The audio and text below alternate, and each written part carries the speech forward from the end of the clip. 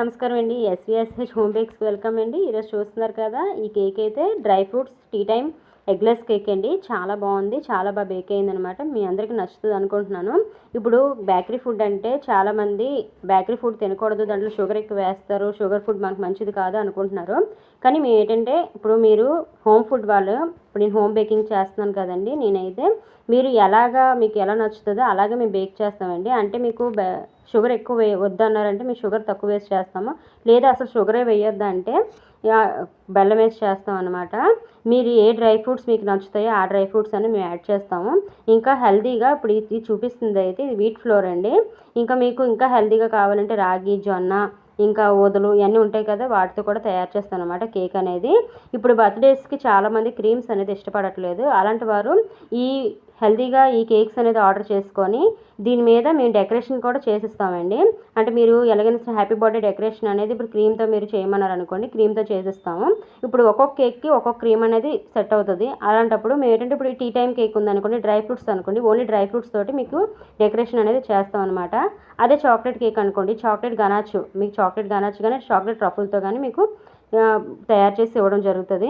మీరు అంటే మీరు ఇచ్చే ఫ్లేవర్ బట్టి పైన అనేది మేము యాడ్ చేస్తాం అనమాట. మీరు ప్లెయిన్ కేక్ అయినా సరే హెల్తీగా చాలా బాగా తినచ్చు, ఇంకా చాలా టేస్టీగా కూడా ఉంటాయి. నేను 6 వెరైటీ కేక్స్ అని చెప్పేసి మీకు ఆల్రెడీ నేను పోస్ట్ చేశాను.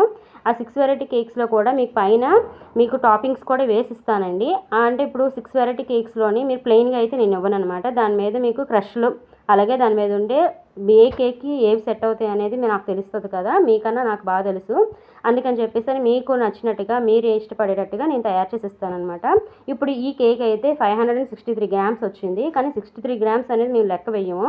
ఇప్పుడు ఇది మీకు ఓన్లీ 500 గ్రామ్స్కి మాత్రమే నేను కాస్ట్ అనేది తీసుకుంటాను.